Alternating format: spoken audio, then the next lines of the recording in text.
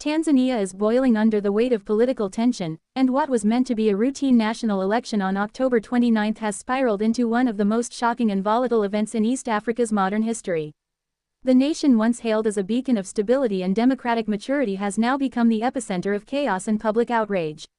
Millions of Tanzanians, long celebrated for their peaceful participation in politics, have taken an extraordinary step, storming a military barrack and calling for the army to seize control of the government. The people's message is clear: they have had enough of what they describe as growing dictatorship and political manipulation under President Samia Suluhu'S. But what truly pushed an entire nation to this breaking point? Before we dive into the heart of this crisis, remember to like, share, and subscribe to AfroPlus News channel, your home for detailed, balanced, and fearless coverage of Africa's most important political turning points. Everything started when furious citizens reportedly intercepted a truck filled with pre-marked ballot boxes, ballots that were allegedly completed before the election had even begun. The discovery sent shockwaves across the country and ignited fury among ordinary Tanzanians. How could an election still in progress already have ballot boxes filled with votes? What does that say about the authenticity of democracy in Tanzania? For many citizens, this was not just a scandal, it was the final confirmation of a long-held suspicion that their democracy had been hijacked, that elections were now a performance, and that the outcome was predetermined to protect those in power. As outrage grew, people began to question whether Tanzania's political system still represented the will of the people or had become a carefully engineered illusion of choice. Is this the collapse of electoral credibility in Tanzania, or is this a new chapter in Africa's struggle to redefine democracy under pressure? The chaos deepened as reports flooded in from across the nation. Major roads to airports were blocked, border towns like Namanga, Sarari, Kasumulu, Tunduma, and Bukoba were engulfed in violent clashes, and internet connections were repeatedly cut to stop information from leaking. Citizens were trapped, unable to flee, unable to communicate, caught between fear and defiance. In the capital, the youth took the front lines of the protests, occupying airports, blocking exits, and declaring that no political leader would leave the country until justice was served.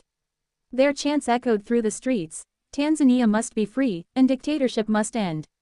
The anger reached new heights when citizens learned that all four major opposition leaders who could have challenged President Samia Suluhu'S had been imprisoned before the election.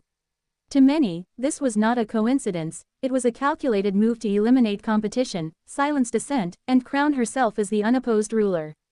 How can a nation call itself democratic when opposition voices are silenced behind prison bars? Is this what democracy has become, a system sustained by fear rather than fairness? As the protests grew louder, the people turned their eyes toward the military. In a dramatic and emotional turn, thousands of Tanzanians marched peacefully to a military barrack, begging the soldiers to intervene, not as oppressors but as saviors. The footage of citizens pleading with armed officers to restore their nation's freedom painted a powerful yet tragic picture of a broken social contract. But the big question remains: is military intervention ever the right answer to political frustration? Would this step bring Tanzania peace, or plunge it into a deeper cycle of chaos and uncertainty?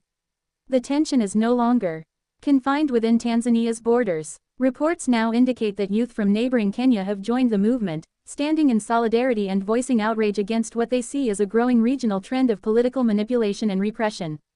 The cry for justice is spreading like wildfire, crossing borders, and inspiring young Africans to rise against systems that no longer serve their people.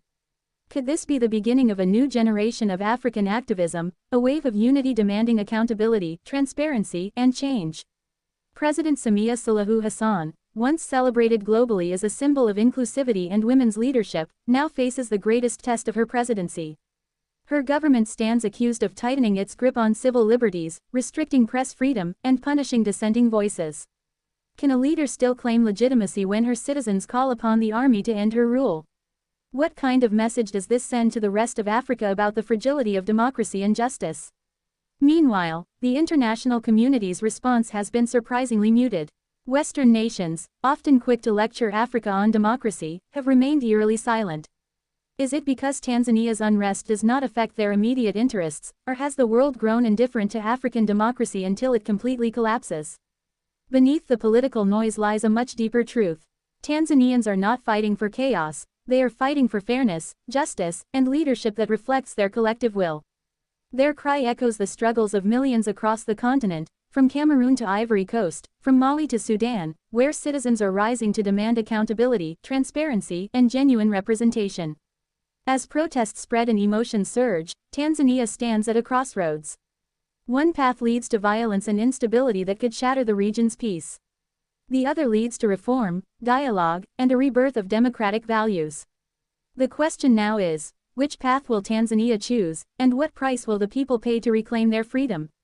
This is no longer just a Tanzanian crisis, it is a reflection of a continental awakening. Africans everywhere are saying no to recycled leaders, no to manipulated systems, and no to political oppression disguised as democracy. This is the sound of a generation demanding its future back. So, what do you think should happen next in Tanzania?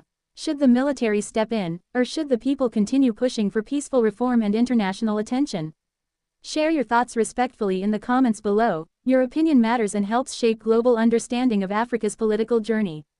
If you value in-depth, authentic African storytelling, support AfroPlus News channel by liking, subscribing, and joining our membership community. Your engagement helps us continue delivering fearless reporting that tells Africa's story from Africa's perspective. This report is based on ongoing developments and publicly available information. AfroPlus News channel does not endorse violence, military coups, or unrest of any kind. Our analysis aims to inform, educate, and encourage peaceful dialogue in line with YouTube's community guidelines. Stay tuned for continuous updates as we follow the fast-evolving situation in Tanzania, where democracy, determination, and destiny are colliding in real time.